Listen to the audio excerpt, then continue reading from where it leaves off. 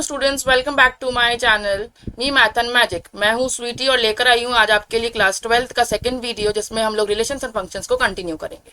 First video में हमने relations के बारे में पढ़ा था कि रिलेशंस क्या होते हैं और इसका थोड़ा सा समझा था क्लास 11 से रिकैप लेके, और 12th में जो हम लोगों ने पढ़ा है उसके बारे में कंटिन्यू किया था। नाउ अब हम लोग आज फंक्शंस पढ़ेंगे कि फंक्शंस क्या होते हैं। ओके, बट उससे पहले थोड़ा सा रिलेशंस का रिकैप ले लेते हैं कि रिलेशंस हमने क्या बताया था, रिलेशंस में हम लोगों ने क्या क्या चीजें समझी थी। ओके, रिलेशंस में हमने समझा था कि किसे हम लोग डिफाइन करते रिलेशन को। ठीक है, उसके बाद हम लोगों ने डोमेन, को डोमेन जैसे वर्ड्स समझे थे। को डोमेन, डोमेन, रेंज, इन वर्ड्स को हम लोगों ने लास्ट वीडियो में बहुत अच्छे से समझा था। ओके, जैसे हम एग्जाम्पल लेते हैं, क्रॉस प्रोडक्ट भी समझा था हम लोगों ने। जैसे एक अगर मैं सेट ले लेती हूँ, A is 1 2 3। Okay, A is 1 2 and 3 and b is we are having 3, 4। Okay, सो हम लोगों ने इसकी इमेज बनाना सीखी थी कि कैसे हम लोग बनाते हैं। जैसे 1 2 3 इधर आ जाएगा ए और इधर आ जाएगा बी हमारे पास, जिसमें हम लोग 3 और 4 लेंगे। ओके, अब ए क्रॉस बी अगर हमें करना है तो हमें क्या करना होगा, वन ए के सारे एलिमेंट्स को बी के साथ अलग अलग क्रॉस करवाएंगे। तो हमें क्या मिलेगा, 1 3 1 4, देन 2 3 2 4, देन 3 3 3 4। ओके, सो हमें ये सारे इसके सेट्स मिलेंगे, सारे एलिमेंट्स मिलेंगे। अब जब भी हमको रिलेशन की बात करते हैं तो जो रिलेशन होगा वो हमारा हमेशा या तो सबसेट होगा या इसके बराबर होगा ए क्रॉस बी के। ठीक है, सो आप हमेशा ये चीज देख के चलिएगा कि जो हमारा रिलेशन जो भी हम बनाएंगे, कोई भी रिलेशन आपको एक्स वाई जेड कोई भी रिलेशन दिया होगा वो हमेशा ए क्रॉस बी का सबसेट होगा या उसके बराबर होगा। कभी भी उससे बड़ा नहीं जा सकता, क्योंकि रिलेशन तो एज इन हम लोग इसी में से कुछ ना कुछ बनाएंगे।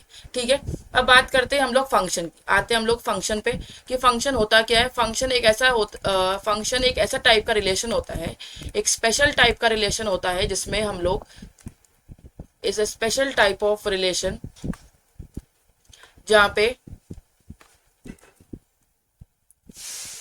पे कभी भी डोमेन रिपीट नहीं करेगा अपने आप को। अगर आपको याद है, नहीं याद है तो मैं बता देती हूँ कि डोमेन हम किसको कहते हैं। डोमेन हमारा जो एक्स पार्ट होता है, जैसे कि ये हमारा एक्स पार्ट है, हमेशा जो हमारा लेफ्ट साइड वाला होगा वही हमारा एक्स पार्ट होगा, और एक्स पार्ट को हम लोग डोमेन कहते हैं। और राइट पार्ट को हम डोमेन तब रेंज तब कहेंगे जब उसकी इमेज होगी। अगर उसकी इमेज नहीं है तो वैसे तो ये पूरा पार्ट हमारा कोडोमेन कहलाएगा, लेकिन अगर जिसकी इमेज हो जाती है तो वो रेंज बन जाता है। ठीक है, अब इमेज क्या होती है मैं आपको वापस समझाऊंगी जब हम फंक्शन करेंगे। ठीक है, अब मान लीजिए कि मेरे पास एक रिलेशन है आर 1 2 3 4 5 6। ओके, ये मेरे पास एक रिलेशन बन गया। ठीक है, तो उसमें x क्या हो जाता है मेरे पास डोमेन, और y हो जाता है मेरे पास रेंज। मतलब 1 3 और 5 मेरे क्या हो गए डोमेन, और 2 4 6 ये क्या हो गए मेरे रेंज हो गई। क्यों रेंज हो गई, क्योंकि 1 की इमेज 2 है, 3 की इमेज 4 है और 5 की इमेज 6 है।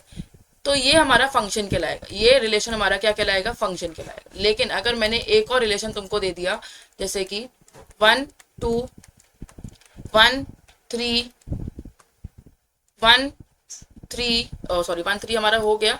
इसके अलावा हम ले लेते हैं एक और ले लेते हैं 1 5। ठीक है, या 2 5 2 5 3 6। ओके, मैंने ये रिलेशन बना लिया। तो अब इसको अगर मैं मार्क करती हूँ अगर यहाँ पर, तो मेरे पास क्या बनेगा 1 2 3 इधर बनेंगे, और इधर मेरे पास बनेगा 2 3 5 6। सो अगर मैं देखूँ तो 1 के पास मेरी 2 पे जा रही है, और 1 से ही मेरे पास 3 पे भी जा रही है, और 2 से मेरे पास 5 पे जा रही है, और 6 से मेरे पास 3 से मेरे पास 6 पे जा रही है। तो मैं देख सकती हूँ कि एक ही डोमेन से मेरे पास 2 इमेजेस बन रही है। सो अगर एक ही डोमेन से मेरे पास 2 इमेजेस बनेगी तो वो कभी भी मेरा फंक्शन नहीं कहलाएगा। सो हम बोल सकते हैं कि ये फंक्शन नहीं है।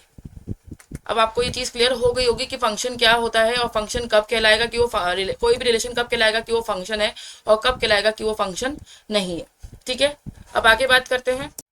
अब बात करते हैं टाइप्स ऑफ फंक्शंस की। ठीक है, अब टाइप्स ऑफ फंक्शंस कौन कौन से होते हैं वो पढ़ेंगे, और बहुत इजी तरीके से समझेंगे, सबको लिंक करते हुए समझेंगे, तो आपको कंपैरिजन करना समझ में आ जाएगा कि कौन सा फंक्शन क्या कहलाता है। ठीक है, सबसे पहला होता है 1 1 फंक्शन। क्या बोलते हैं इसको, 1 1 फंक्शन। अब 1 1 फंक्शन क्या होता है समझते हैं, या 1 1 या इंजेक्टिव फंक्शन भी कहते हैं इसको। अब इंजेक्टिव और 1 1 फंक्शन क्यों कहते हैं वो समझते हैं। जैसे मान लो मेरे पास एक डोमेन है X, A B C D ये इसके एलिमेंट्स है, और एक मेरे पास को डोमेन है वाई, जिसके एलिमेंट्स है मेरे पास 1 2 3 4 5। मैंने आपको बताया था कि फंक्शन तो वो चीज होती है जिसमें एक डोमेन की एक इमेज होगी, ठीक है।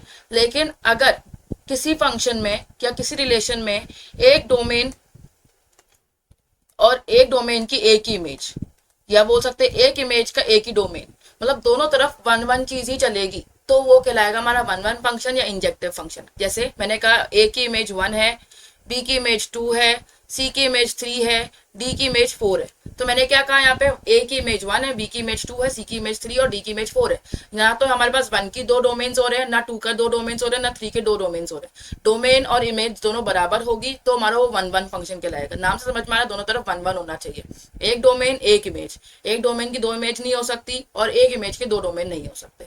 दोनों ही चीजें पॉसिबल नहीं है। अगर ये चीज बन रही है किसी भी फंक्शन में तो वो वन वन फंक्शन कहलाएगा या फिर इंजेक्टिव फंक्शन कहलाएगा। अब ये इंजेक्टिव फंक्शन क्यों कहलाता है, क्योंकि जो रेंज है वो हमेशा क्या होगी, सबसेट होगी हमारा कोडोमेन की, ठीक है।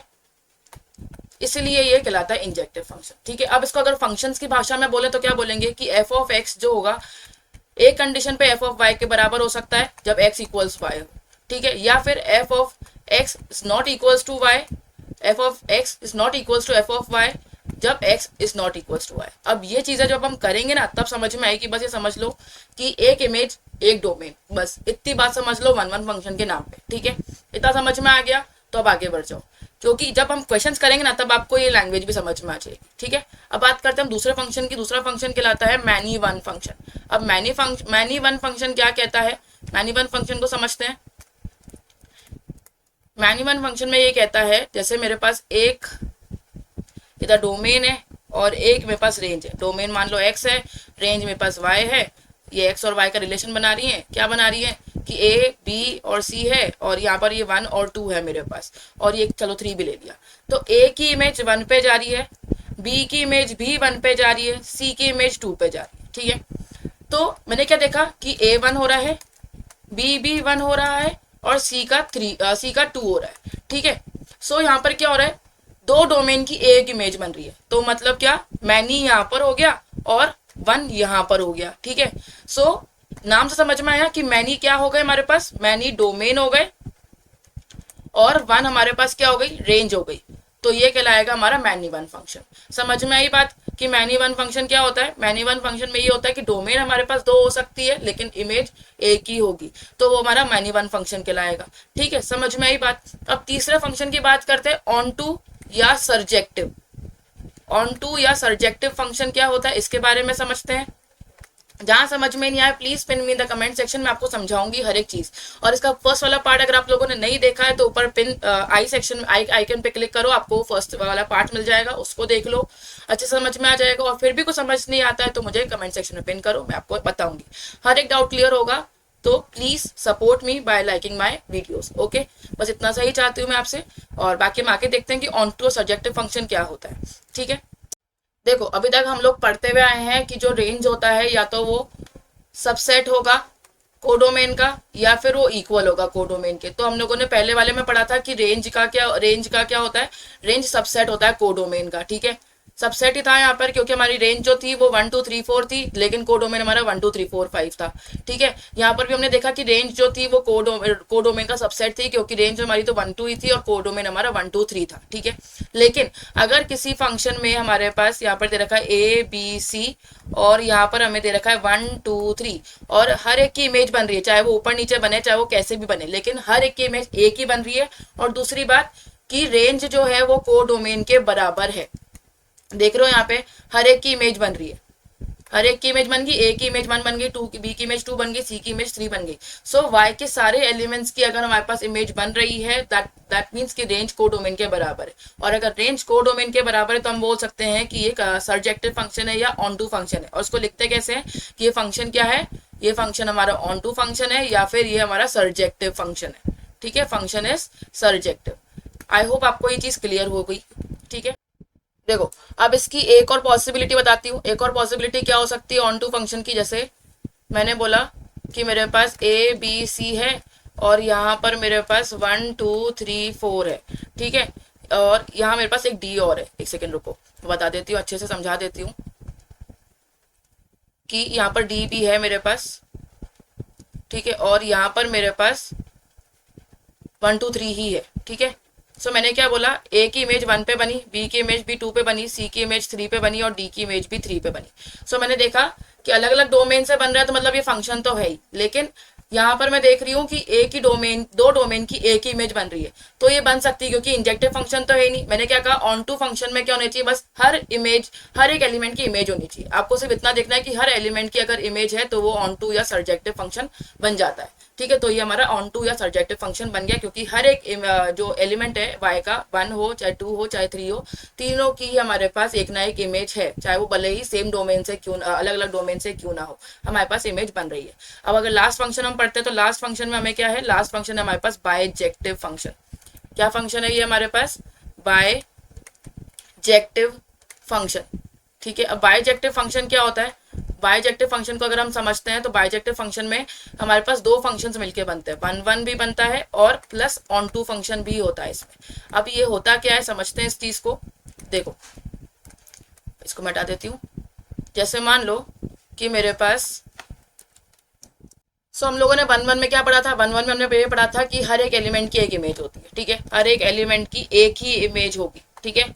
और ऑन टू में हमने क्या पढ़ा था कि सारे ही जो रेंज है वो बराबर होंगे को डोमेन के। तो जैसे अगर मैं एग्जांपल लेके चलती हूँ ए बी सी डी, यहाँ मैं लेके चलती हूँ एग्जांपल 4 5 6 7, ठीक है। तो यहाँ पर क्या हो रहा है, ए की इमेज 4 बन रही है, बी की इमेज 5 बन रही है, सी की इमेज 6 बन रही है, डी की इमेज 7 बन रही है। सो यहाँ पर देखो, हर एक एलिमेंट की एक इमेज बन गई, हर एक डोमेन, पूरे डोमेन की एक एक इमेज बन गई, और सारे जो रेंज के एलिमेंट्स है वो भी कवर अप हो गए। तो दोनों ही चीजें कवर अप हो गई, 1 1 भी हो गया कि एक एक एलिमेंट की एक एक इमेज, और ऑन टू में क्या होता है, सारे रेंज जो है वो कोडोमेन के बराबर भी हो गए। तो जब दोनों ही चीजें पॉसिबल हो रही हो, दैट इज कॉल्ड बायजेक्टिव फंक्शन।